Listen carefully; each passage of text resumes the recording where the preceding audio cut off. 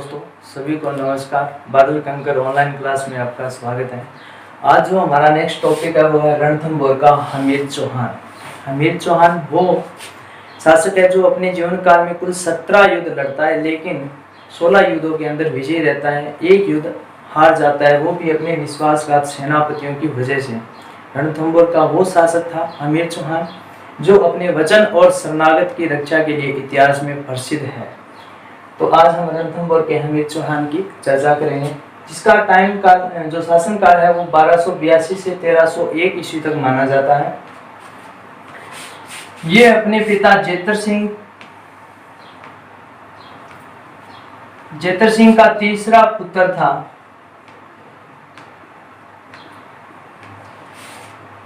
पुत्र था, लेकिन योग्य होने के कारण, सभी पुत्रों में योग्य होने के कारण इसके पिता जेतर सिंह ने इसका जो राज्यारोहण है वो अपने जीवन काल के अंदर ही कर दिया था। यानी 1282 के अंदर ये जेतर सिंह का उत्तराधिकारी बन जाता है, रणथंभौर का शासक बन जाता है हमीर देव चौहान। और गद्दी पे बैठने के बाद ये दिग्विजय की नीति का अवलंबन करता है। दिग्विजय की नीति का अवलंबन करता हुआ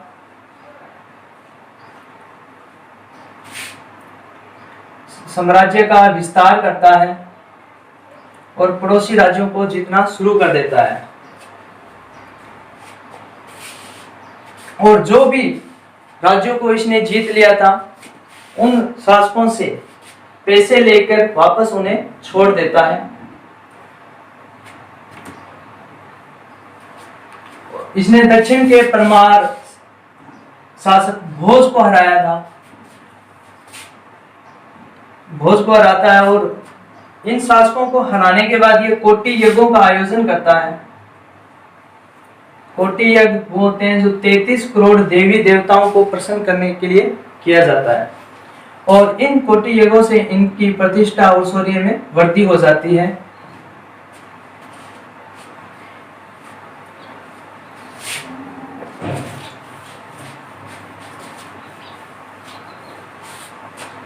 अब इसका संघर्ष होता है जलालुद्दीन खिलजी के साथ।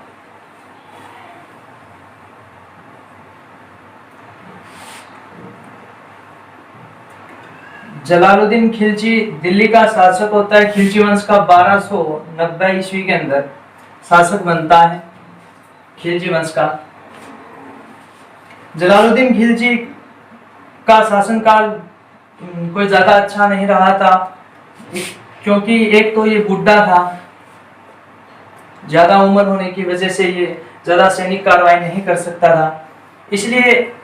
और इधर दूसरी तरफ रणथंभौर का हमीर चौहान जो अपने साम्राज्य का लगातार विस्तार कर रहा था, और इस विस्तार को देख के जलालुद्दीन खिलजी को यह भय हो गया था कि एक दिन ऐसा आएगा कि हमीर देव चौहान अपने साम्राज्य का विस्तार करता हुआ दिल्ली पे भी अधिकार कर लेगा। और इसी वजह से जलालुद्दीन खिलजी ने 1290 के अंदर एक अभियान करता है रणथंभौर पे आक्रमण करता है। लेकिन रणथंभौर से पहले एक दुर्ग आता है, उसका नाम होता है झाई का दुर्ग।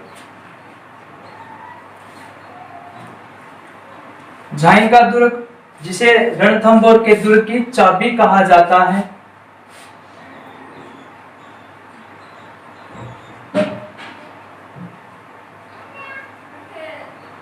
की चाबी कहा जाता है कि अगर रणथंभौर दुर्ग को विजय करना है तो झाई के दुर्ग पे पहले अधिकार करना पड़ेगा आपको।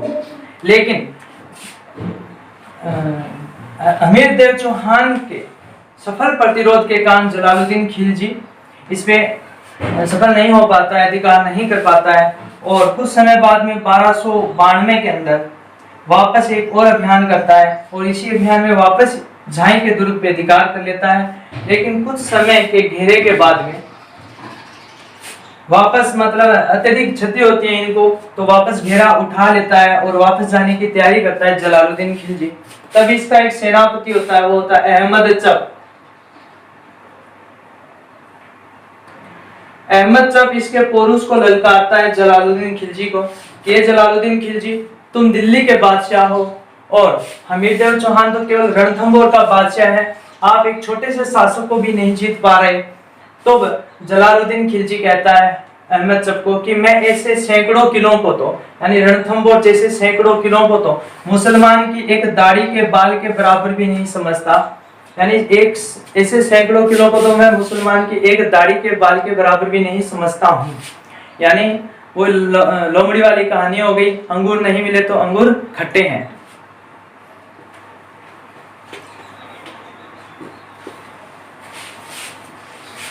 उसके बाद अलाउद्दीन खिलजी के साथ संघर्ष होता है हमीरदेव चौहान का। अलाउद्दीन खिलजी 1296 के अंदर अपने चाचा जलालुद्दीन खिलजी की हत्या करके दिल्ली की गद्दी पे बैठता है, दिल्ली पे शासन करता है। और ये भी मतलब रणथंभौर का जो शासक है हमीरदेव चौहान की बढ़ती हुई शक्ति को सहन नहीं कर सकता था। इसने भी अलाउद्दीन खिलजी ने भी रणथंभौर पे आक्रमण करने प्रारंभ कर दिए थे। और इसके क्या कारण थे?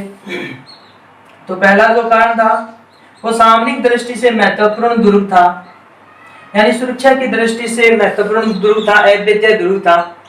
दूसरा,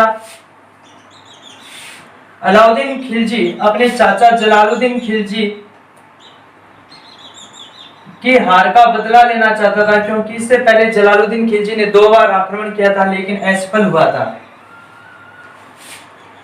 तीसरा, अलाउद्दीन खिलजी एक महत्वाकांक्षी साम्राज्यवादी शासक था, वह निरंतर अपने साम्राज्य का विस्तार कर रहा था, इसलिए इस दुर्ग को जीतना इसके लिए अनिवार्य था। और चौथा, मोहम्मद शाह को शरण देना, हमीरदेव चौहान के द्वारा मोहम्मद शाह को शरण देना। ये 4 कारण थे, मुख्य कारण थे। अब क्या होता है, रणथंभौर पे आक्रमण करने से पहले ये 1299 के अंदर अलाउद्दीन खिलजी गुजरात अभियान करता है। इस अभियान के अंदर उलुग खां और नुसरत खां जो इसके मुख्य सेनापति होते हैं, इनके नेतृत्व में गुजरात अभियान किया जाता है। और उसमें नवीन मुसलमान यानी जलालुद्दीन खिलजी के समय जो मंगोल से आए थे और जो मुस्लिम सेना में भर्ती हो गए थे, वो नवीन मुसलमान यानी मोहम्मद शाह और केहबरू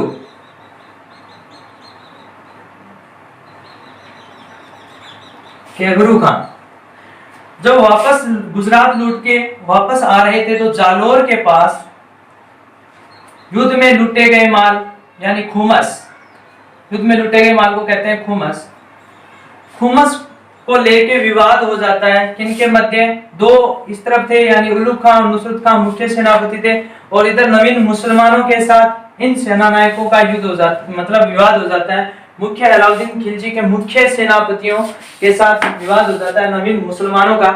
ये कहते हैं कि भाई हमने भी आपकी सहायता की है, गुजरात अभियान आपने किया, चलो कोई बात नहीं, लेकिन हमें भी 50% हिस्सा दो जो भी आपने लूटा है। वो कहते हैं सारी मेहनत हमने की है। तो बोले ठीक है, हम मुख्य सेनापति हैं, हम तो आपको आधा हिस्सा कैसे दें? तो उन्होंने बोला ठीक है, हम भी तो मुसलमान हैं, हम सेनापति हैं, मंगोल से आए हैं, तो क्या हुआ, हमने इस्लाम धर्म स्वीकार कर लिया है, हम भी रोजा रखते हैं, नमाज पढ़ते हैं, तो है तो मुसलमान ही। लेकिन ये विवाद बढ़ जाता है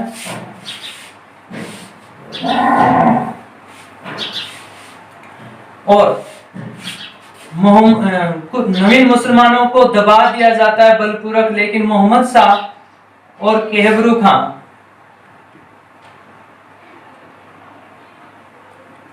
खां भागकर हमीरदेव चौहान की शरण में चले जाते हैं। एक हमीर नयनचंद्र सूरी की रचना है हमीर महाकाव्य।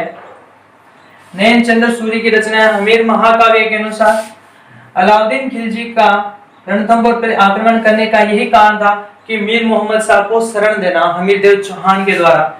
और एक मुस्लिम इतिहासकार है इस्लामी, वो भी अपने विवरणों में, अपनी रचनाओं में इस बात की पुष्टि करता है कि अलाउद्दीन खिलजी का रणथंभौर पर आक्रमण करने का मुख्य कारण मीर मोहम्मद शाह को शरण देना था, मीर मोहम्मद शाह और केहबरू खां को शरण देना था।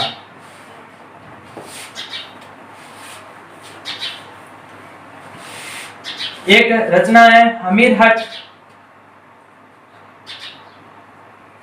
चंद्रशेखर की है।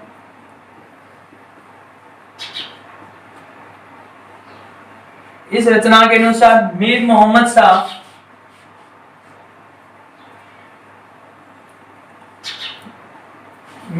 शाह को एक अलाउद्दीन खिलजी की एक प्रेमिका होती है मराठा बेगम, जिसका नाम होता है चिमना बेगम। चिमना बेगम से प्रेम हो जाता है और ये दोनों मिलकर, मीर मोहम्मद शाह और चिमना बेगम मिलकर अलाउद्दीन खिलजी को मारने का षड्यंत्र रचते हैं।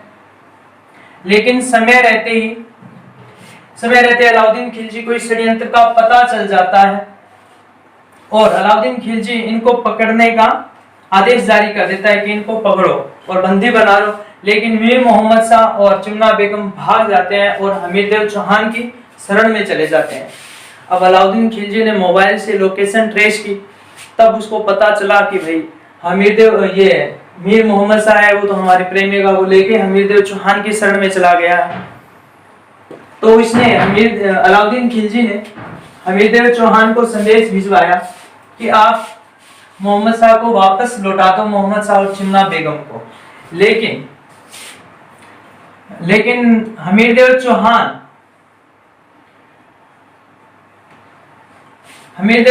ने मना कर दिया और बोला कि हमीरदेव चौहान ने बोला कि शरणागत की रक्षा करना मेरा धर्म है, इसलिए मैं इनको वापस नहीं लौटाऊंगा। और इसी वजह से इनका फिर युद्ध होता है, आक्रमण की तैयारियां होती है, युद्ध होता है। तो मुख्य कारण कौन सा था? मीर मोहम्मद शाह को शरण देना था। अब प्रारंभ में कुछ अलाउद्दीन खिलजी इन पे आक्रमण करने की तैयारियां करता है, सेनापतियों को भेजता है, लेकिन कुछ समय तक हमीरदेव चौहान को इनके विरुद्ध सफलता मिलती है। जैसे ये स्टार्टिंग में उलूग खां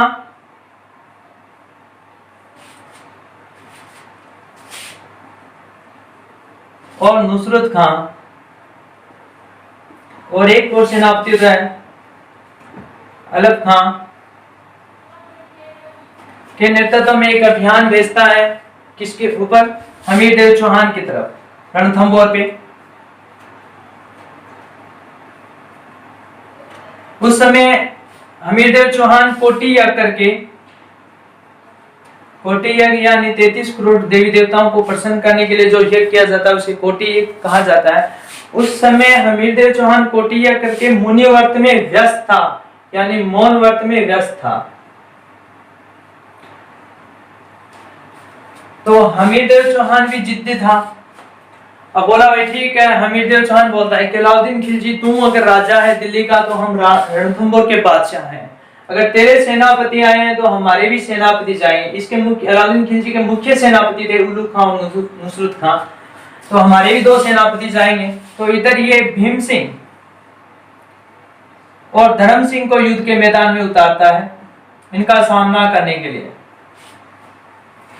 भीम सिंह और धर्म सिंह ने इन उलूग खां और नुसरत खां सेनापतियों का, शाही सेना का इतना सफल प्रतिरोध किया कि इनको वापस, मतलब एक बार पीछे हटने के लिए बाध्य कर दिया और इनका शाही सेना का कुछ सामान लूट के वापस आ रहे होते हैं और धर्म सिंह रणथंभौर पहुंच जाता है, लेकिन भीम सिंह पीछे रह जाता है और अलग खान इस परिस्थिति का फायदा उठाता है और अलग खान भीम सिंह पे आक्रमण करता है और भीम सिंह अपने सैकड़ों सैनिकों के साथ वीर गति को प्राप्त होता है। तो पहला प्रश्न यही है कि हमीरदेव चौहान का कौन सा सेनापति वीर गति को प्राप्त हुआ? तो भीम सिंह वीर गति को प्राप्त होता है। उसके बाद में हमीरदेव चौहान धर्म सिंह को भीम सिंह की मृत्यु का उत्तरदायी मानता है कि धर्म सिंह की वजह से भीम सिंह की मृत्यु हुई है। वो बोलता है कि धर्म सिंह, आपने अपने धर्म का पालन नहीं किया, आप उसको पीछे जानबूझ के छोड़ के आए हो, आपने कोई षड्यंत्र रचा है जिसकी वजह से भीम सिंह की मृत्यु हुई है। और भीम सिंह को अंधा करवा देते हैं, धर्म सिंह को अंधा करवा देता है और अपने मंत्री पद से इसे हटा देता है और धर्म सिंह के जगह नया मंत्री बना देता है भोजराज। तो भोजराज को नया मंत्री बना देता है हमीरदेव चौहान। तो नेक्स्ट जो प्रश्न है वो यही है। पहला प्रश्न ये है कि भीम सिंह मारा जाता है, ठीक है। दूसरा कि धर्म सिंह को अंधा करवाने के बाद इसकी जगह किसको नया मंत्री बनाया गया, तो भोजराज को नया मंत्री बनाया जाता है। लेकिन रणथंभौर की परिस्थितियां बार बार अभियान के द्वारा रणथंभौर की स्थिति है वो बहुत बिगड़ जाती है और इस बिगड़ी हुई स्थिति को भोजराज संभाल नहीं पाता है। इसलिए धर्म सिंह वापस संदेश भेजता है किसके पास, हमीरदेव चौहान के पास, कि हमीरदेव चौहान इस बिगड़ी हुई स्थिति को अगर कोई सुधार सकता है तो मैं सुधार सकता हूँ, आपके राज्य मतलब राजस्व की जो इनकम है मैं बढ़ा सकता हूँ, बिगड़ी हुई स्थिति को मैं संभाल सकता हूँ।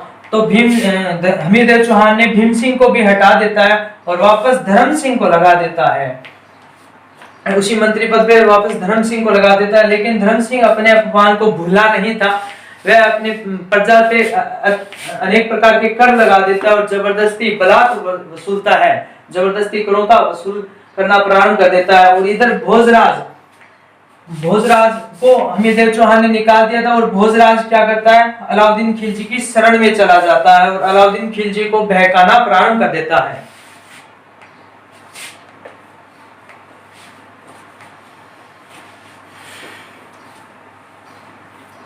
तो कौन मरा, किसकी जगह कौन आया, ये सब प्रश्न याद होने चाहिए। अब बहकाना शुरू कर देता है। उसके बाद उल्लू खां और नुसरत खां को वापस भेजा जाता है अभियान करने के लिए और वो झाई के दुर्ग पे अधिकार कर लेते हैं और उल्लू खां ने इसका नाम बदलकर नौशहर कर दिया था। ये प्रश्न बहुत इंपॉर्टेंट प्रश्न है कि उल्लू खां ने झाई के दुर्ग का नाम बदलकर क्या कर दिया था, तो नौशहर कर दिया था। और मोहम्मद शाह को जब शरण दी थी हमीरदेव चौहान ने, एक तो ये प्रश्न हो गया। दूसरा प्रश्न, मोहम्मद शाह को जब शरण दी थी हमीरदेव चौहान ने तो उसको एक जागीर भी प्रदान की थी, वो जागीर थी जगाना की जागीर।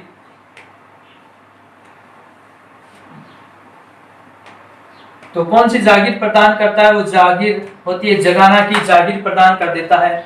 इसके बाद उल्लू खां नौशहर इसका नाम कर देता है झाई के दुर्ग का और नुसरत खां इसके साथ में होता है। ये पासे गरगच वगैरह जो खाइयां वगैरह चबूतरे वगैरह का निर्माण करवाते हैं मगरबों द्वारा, मतलब यंत्र होते हैं मगरब जो पत्थर बरसाने के काम आते हैं, पत्थर बरसाए जाते हैं रणथंभौर दुर्ग पे। लेकिन रणथंभौर दुर्ग के अंदर भी मरकटी, ठिकुलिया और भैरव यंत्र, ये पत्थर फेंकने के यंत्र होते हैं। लेकिन रणथंभौर दुर्ग के अंदर भी मरकटी, ठिकुलिया और भैरव यंत्र, पत्थर बरसाने के यंत्र लगे होते हैं। और इन यंत्रों के द्वारा एक पत्थर फेंका जाता है, मतलब पत्थरों की बरसात होती है। लेकिन एक पत्थर नुसरत खां को लग जाता है संयोग से और नुसरत खां ऑन द स्पॉट ही मारे जाते हैं, संसार से रुखसत हो जाते हैं नुसरत खां। तो प्रश्न ये बन गया कि अलाउद्दीन खिलजी के मुख्य सेनापतियों में ऐसा कौन सा सेनापति था जो मारा गया, तो नुसरत खां। तो मुख्य सेनापति वैसे कौन था, तो उल्लू खां था, लेकिन मारा कौन गया, तो नुसरत खां मारा गया। अब यहाँ हमीरदेव चौहान के सेनापतियों ने इनका बदला लिया क्योंकि इन्होंने इनके भीम सिंह को मारा था और इन्होंने नुसरत खां को मार के बदला वापस ले लिया जाता है। लेकिन उल्लू खां संदेश पहुंचा देता है अलाउद्दीन खिलजी के पास कि अलाउद्दीन खिलजी आप खुद आओ, परिस्थिति है वो हमारे समझ से बाहर हो गई है, आउट ऑफ कंट्रोल हो चुकी है, आपको आना पड़ेगा। तब अलाउद्दीन खिलजी खुद आता है और उसको बोलता है उल्लू खां को कि उल्लू खां तू तो वास्तव में उल्लू का पट्टा है, तेरे को पता है नहीं ये जो रणथंभौर दुर्ग है वो सामरिक दृष्टि से कितना महत्वपूर्ण है, अभेद्य दुर्ग है, चारों ओर खाइयां हैं, पर्वत है, इनको मतलब कैसे प्रत्यक्ष युद्ध के द्वारा तो जीता ही नहीं जा सकता, इसके लिए कुछ षड्यंत्र रचने पड़ेंगे, षड्यंत्र रचने पड़ेंगे। तो अलाउद्दीन खिलजी से पहले क्या होता है, थोड़ा सा पीछे जाता हूं, एक महर्षि,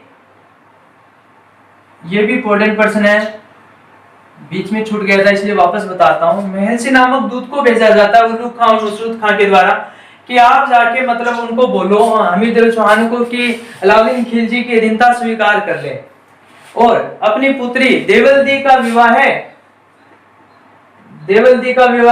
मतलब जो शासक है अलाउद्दीन खिलजी उसके साथ कर दे। लेकिन देवल्दी ने इस मतलब राज्य की रक्षा के लिए इस प्रस्ताव को स्वीकार कर लेती है, लेकिन हमीर देव चौहान संघर्ष का ही रास्ता चुनता है। अब अलाउद्दीन खिलजी खुद आ जाता है और षड्यंत्र का रास्ता, षड्यंत्र और कूटनीति की चाल चलनी प्रारंभ कर देता है और एक संधि प्रस्ताव भेजा जाता है कि हमीर देव चौहान हम आपसे संधि करना चाहते हैं। और हमीर देव चौहान की तरफ से भी एक संधि के लिए भेजा जाता है, वो होता है रतिपाल।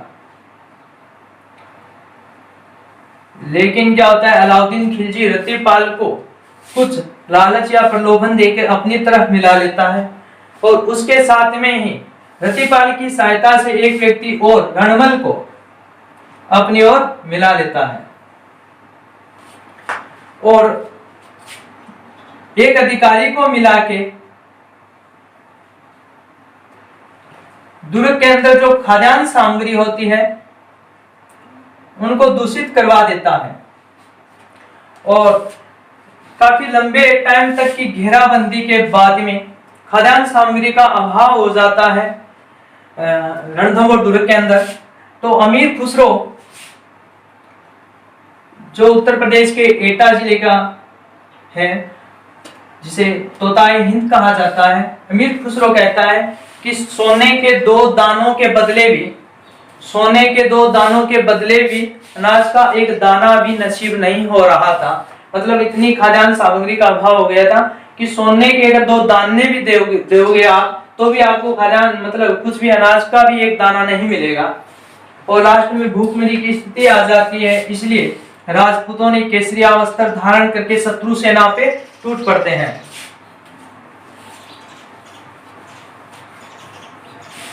और हमीर देव चौहान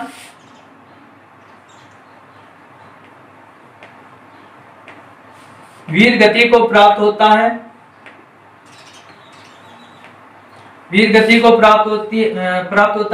और इसकी पत्नी रंगदेवी ने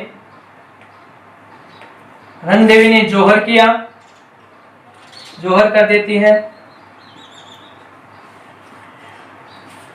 कुछ स्थानों पर उल्लेख मिलता है कि रंगदेवी ने जल जोहर किया था। और एक रचना है हमीर रासो जोधराज की है, उसके अनुसार मोहम्मद शाह की जो स्त्रियां थी उन्होंने भी रंगदेवी के साथ जोहर कर दिया था। तो इस बात का उल्लेख मिलता है हमीर रासो के अंदर। अब मोहम्मद शाह घायल हो जाता है हमीर देव चौहान की तरफ से लड़ता हुआ और अलाउद्दीन खिलजी की नजर चली जाती है मोहम्मद शाह की तरफ और मोहम्मद शाह को पूछता है अलाउद्दीन खिलजी कि अगर मैं तुझे ठीक करवा दूं तो तुम क्या करोगे। तो वह बहुत ही बहादुरी के साथ जवाब देता है कि अगर मुझे ठीक करवा दोगे तो पहला तो मैं तुझे मार दूंगा, यानी पहला तो अलाउद्दीन खिलजी मैं तुझे मार दूंगा। उसके बाद में हमीर देव चौहान के किसी भी व्यक्ति को मतलब उसके वंश के कोई भी व्यक्ति बचा होगा तो मैं उसको रणथंभौर की गद्दी पे बिठा दूंगा। और यह जवाब सुनकर अलाउद्दीन खिलजी को गुस्सा आता है और मोहम्मद शाह को हाथी के पैरों के नीचे कुचलवा दिया जाता है। उसके बाद कहते हैं कि रणमल और रतिपाल को भी दुर्ग के ऊपर ले जाता है अलाउद्दीन खिलजी और इनसे पूछता है बताओ आपको कहां तक साम्राज्य दूं।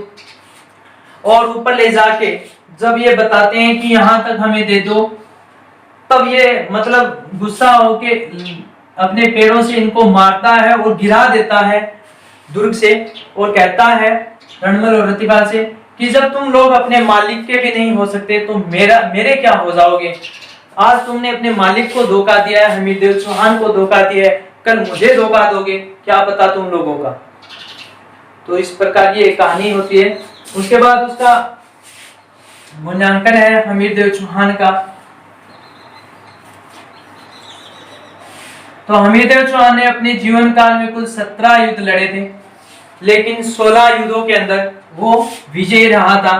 एक युद्ध हार गया था, वो भी रणमल और रतिपाल जैसे विश्वासघातियों की वजह से हारा था। और इसी वजह से 11 जुलाई 1301 को मतलब रणथंभौर पे अधिकार कर लेता है अलाउद्दीन खिलजी, और यही युद्ध हारा था हमीरदेव चौहान। हमीरदेव चौहान विद्वानों का भी संरक्षक था, और इसके दरबार में विजयादित्य नामक दरबारी कवि था इसका, वो रहता था, और राघव देव इसका गुरु था। ये इंपॉर्टेंट है, गुरु कौन था? तो राघव देव था। विजयादित्य इसका दरबारी कवि था। तो हमीर महाकाव्य, कुछ रचनाएं हैं हमीर महाकाव्य, ये नयन चंद्र सूरी की है। हमीर हट चंद्रशेखर की है।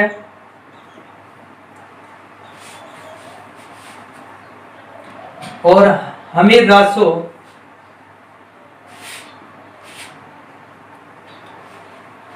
जोधराज की है। हमीर रायण व्यास भांड की है। हमीर बंधन अमृत कैलाश की है। इन सभी रचनाओं में हमीरदेव चौहान को नायक बताया गया है, नायक के रूप में वर्णन किया गया है। हमीरदेव चौहान अपनी जिद्दी प्रवृत्ति यानी शरणागत वचन और शरणागत की रक्षा के लिए इतिहास में जाना जाता है। कहते हैं कि सिंह सवन सतपुरुष वचन कदली फले एक बार, सिंह सवन सतपुरुष वचन कदली फले एक बार, तिरिया तेल हमीर हट चढ़े न दूजी बार।